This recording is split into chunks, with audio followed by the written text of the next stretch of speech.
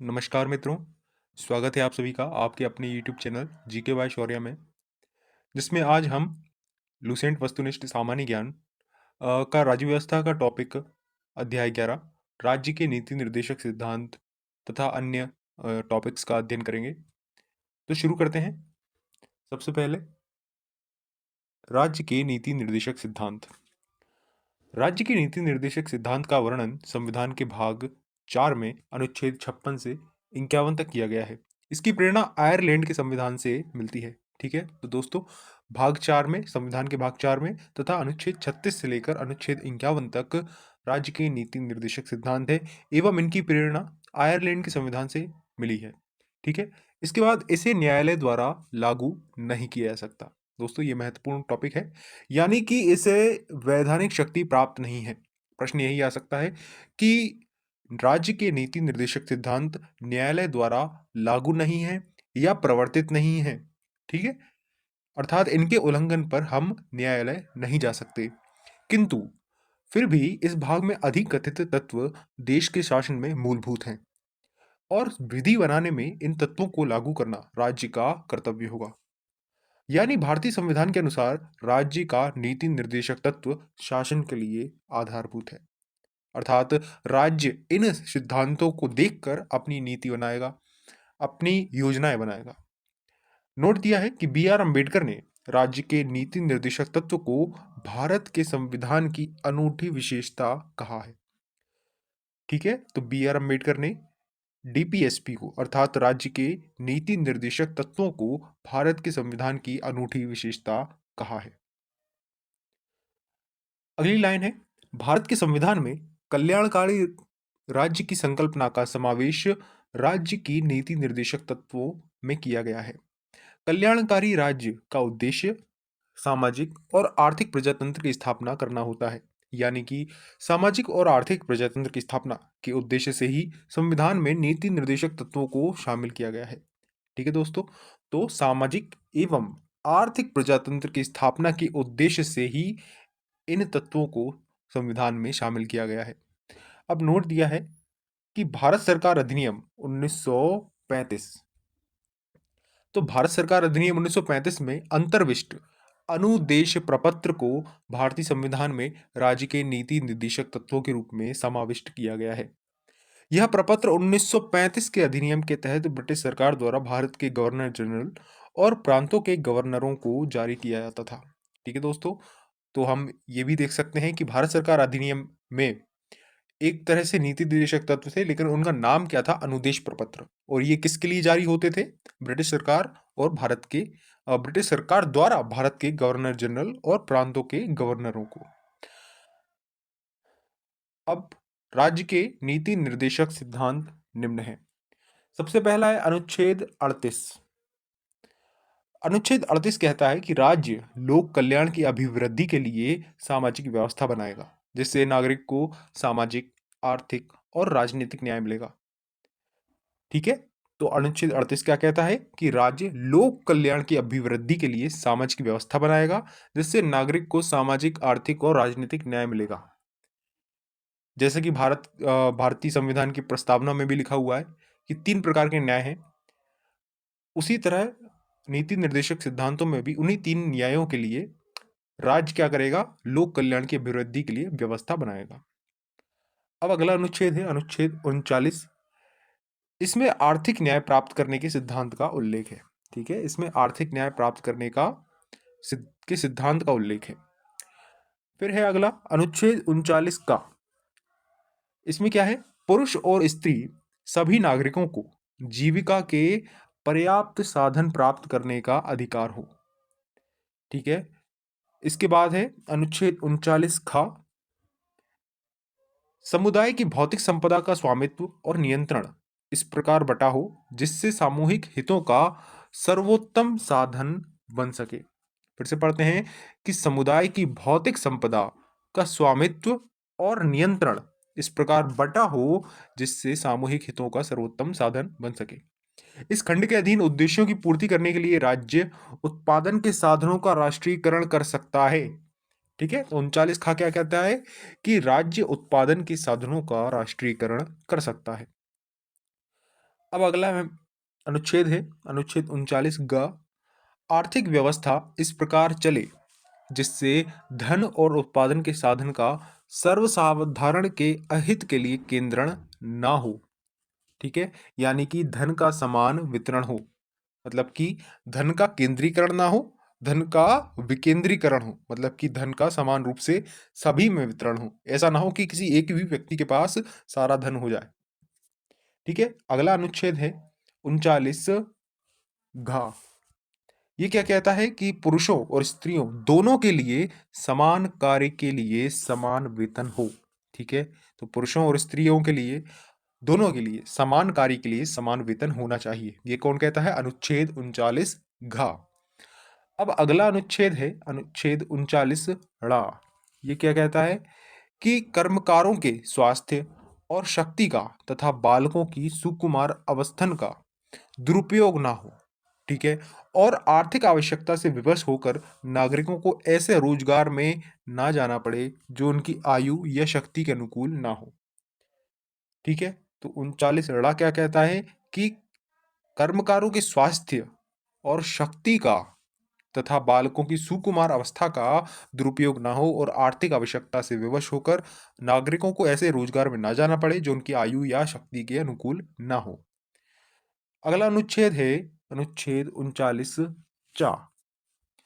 बालकों को स्वतंत्र और गरिमामय वातावरण में स्वस्थ विकास के अवसर और सुविधाएं दी जाएं।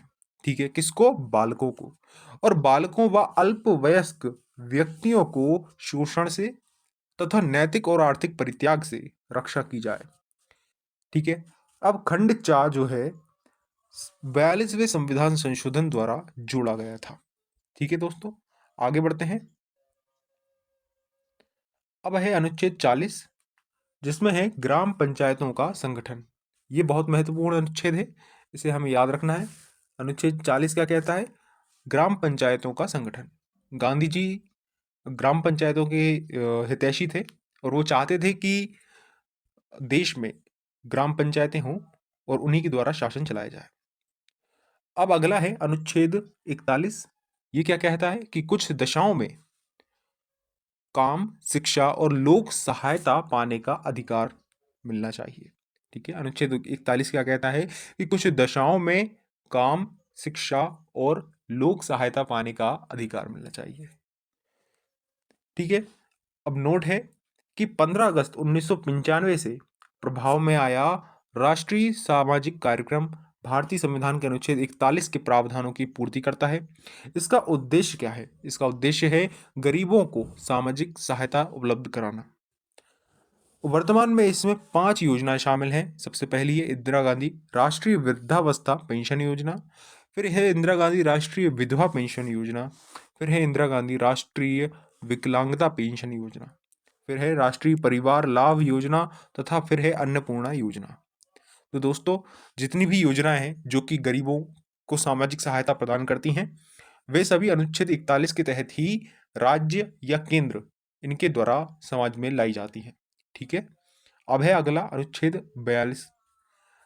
अनुच्छेद 42 क्या कहता है कि काम की न्याय संगत और मानवोचित दिशाओं तथा प्रसूति सहायता का उपबंध किया जाना चाहिए।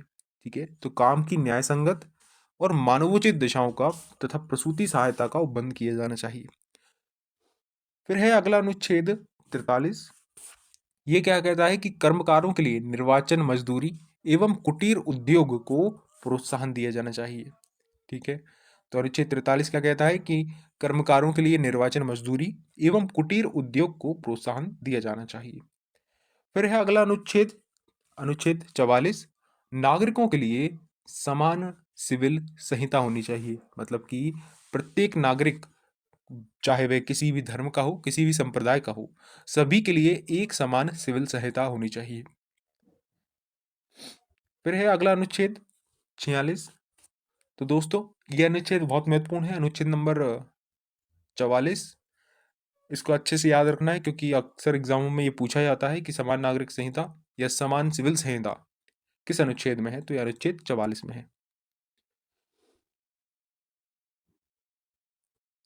दोस्तों, इसमें अनुच्छेद 45 नहीं दिया है, अनुच्छेद 45 क्या कहता है कि बालपन पूर्व देखभाल या तो 6 वर्ष से कम आयु के बच्चों की शिक्षा, जैसे कि आंगनवाड़ी वगैरह हो गई, वो अनुच्छेद 45 के तहत बनाई जाती हैं।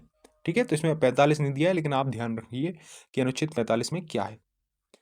अब है अगला अनुच्छेद नंबर 46।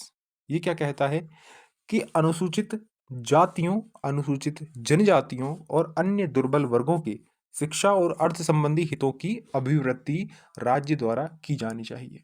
ठीक है, तो अनुसूचित जातियों और जनजातियों एवं अन्य दुर्बल वर्गों के शिक्षा और अर्थ संबंधी हितों की अभिवृद्धि की जानी चाहिए। अब है अगला अनुच्छेद नंबर 47। इसके अनुसार क्या है, पोषाहार स्तर, जीवन स्तर को ऊंचा करने तथा लोक स्वास्थ्य का सुधार करने का राज्य का कर्तव्य होना चाहिए। जैसे कि राज्य में कुपोषण की स्थिति बन जाती है, तो उसको सुधार के लिए पोषाहार स्तर सुधारना चाहिए और जीवन स्तर को ऊंचा करने और लोक स्वास्थ्य का सुधार करने का राज्य का कर्तव्य होना चाहिए। यह है अनुच्छेद 47। अब है अगला अनुच्छेद नंबर 48, कृषि एवं पशुपालन का संगठन, इस अनुच्छेद में है। ठीक है, फिर है अगला अनुच्छेद 48 का। ये क्या कहता है कि पर्यावरण का संरक्षण किया जाना चाहिए तथा संवर्धन और वन एवं वन्य जीवों की रक्षा।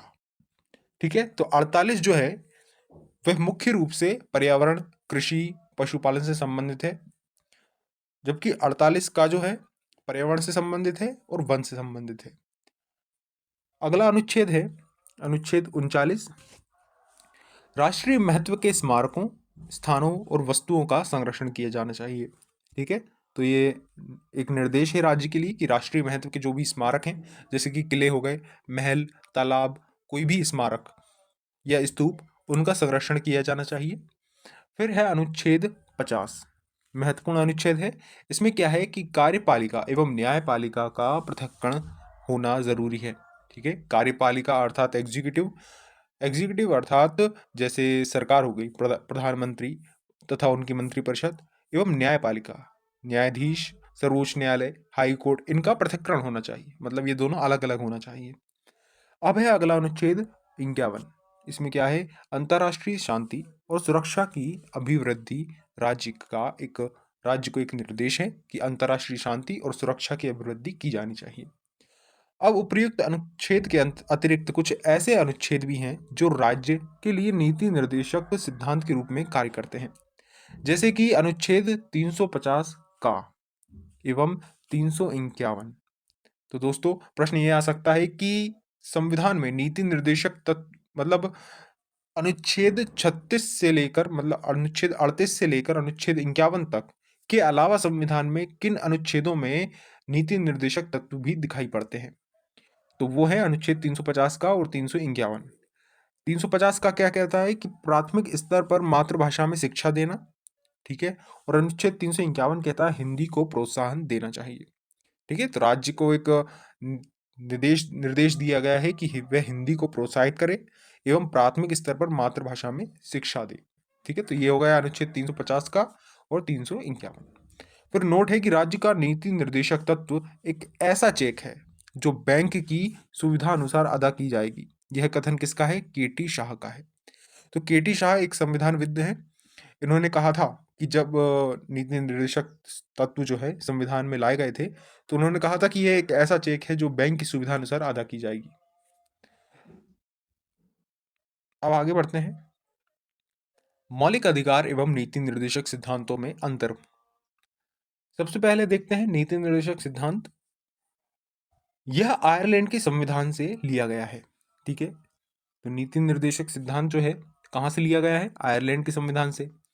और मौलिक अधिकार जो है वे कहाँ से लिया गया है, ये यूएसए के संविधान से लिया गया है। फिर नीति निर्देशक सिद्धांतों का वर्णन संविधान के भाग 4 में किया गया है। कौन से अनुच्छेद, अनुच्छेद 36 से लेकर अनुच्छेद 51 तक। फिर है मौलिक अधिकार, जिसका वर्णन संविधान के भाग 3 में किया गया है।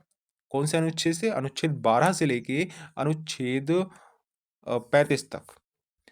फिर नीति निर्देशक सिद्धांतों को लागू कराने के लिए न्यायालय नहीं जा सकते आप, जबकि मौलिक अधिकारों को लागू करने के लिए आप न्यायालय की शरण ले सकते हैं। फिर है अगला कि नीति निर्देशक समाज की भलाई के लिए हैं, जबकि मौलिक अधिकार व्यक्ति के अधिकार के लिए अर्थात व्यक्ति हेतु मौलिक हैं। नीति निर्देशक सिद्धांतों के पीछे राजनीतिक मान्यता है, जबकि मौलिक अधिकार के पीछे कानूनी मान्यता है। नीति निर्देशक सिद्धांत सरकार के अधिकारों को बढ़ाता है, जबकि मौलिक अधिकार सरकार के महत्व को घटाता है, क्योंकि ये व्यक्तियों के लिए दिए गए हैं, सरकार के विरुद्ध। नीति निर्देशक सिद्धांत राज्य सरकार के द्वारा लागू करने के बाद ही नागरिक को प्राप्त होता है, जबकि मौलिक अधिकार किसी को लागू करने की जरूरत नहीं है, वह नागरिकों को स्वतः ही प्राप्त हो जाता है। ठीक है, आगे बढ़ते हैं, ये खत्म हो गया है। ठीक है, तो नीति निर्देशक सिद्धांत यहाँ पर खत्म होते हैं। अब हम देखेंगे मूल कर्तव्यों को। तो अब है मौलिक कर्तव्य, 12वां टॉपिक है मौलिक कर्तव्य। सरदार स्वर्ण सिंह समिति की अनुशंसा पर संविधान के 42वें संशोधन 1976 के द्वारा संविधान में 10 मौलिक कर्तव्यों को जोड़ा गया था। ठीक है, तो दोस्तों किस समिति की अनुशंसा पर मौलिक कर्तव्य को संविधान में जोड़ा गया था? सरदार स्वर्ण सिंह समिति की अनुशंसा पर। और 42वां संशोधन हुआ था कब? 1976 में, जिसके द्वारा 10 मौलिक कर्तव्य जोड़े गए थे। फिर इसके बाद 86वां संशोधन अधिनियम 2002 होता है, जिसके द्वारा 11वां मौलिक कर्तव्य जोड़ा गया था। ठीक है, तो दोस्तों मूल रूप से संविधान में कोई मौलिक कर्तव्य नहीं थे। 1976 में 42वें संशोधन के द्वारा 10 मौलिक कर्तव्य जोड़े गए। फिर इनको 11वां भी जोड़ना था, जो कि 2002 में जुड़ा 86वें संशोधन के द्वारा। अब देखते हैं आगे क्या है। मौलिक कर्तव्यों को रूस के संविधान से लिया गया है। ठीक है, तो मौलिक कर्तव्य कहाँ से प्रेरित हैं? रूस के संविधान से। अब मौलिक कर्तव्य किस भाग में है? तो इसे संविधान के भाग 4 का में अनुच्छेद 51 का के तहत रखा गया है। आगे बढ़ते हैं, अब बात करते हैं मौलिक कर्तव्यों की। तो कुल 11 मौलिक कर्तव्य हैं, जो कि इस प्रकार हैं। सबसे पहला मौलिक कर्तव्य है, प्रत्येक नागरिक का यह कर्तव्य होगा कि वह संविधान का पालन करे व उसके आदर्शों, संस्थाओं, राष्ट्रध्वज और राष्ट्रगान का आदर करे। स्वतंत्रता के लिए हमारे राष्ट्रीय आंदोलन को प्रेरित करने वाले उच्च आदर्शों को हृदय में संजोए रखे और उनका पालन करे। फिर है तीसरा, भारत की प्रभुता, एकता और अखंडता की रक्षा करे और उसे अक्षुण्ण रखे। फिर है अगला, देश की रक्षा करे। फिर है पांचवा, भारत के सभी लोगों में समरसता और समान भ्रातृत्व की भावना का निर्माण करे।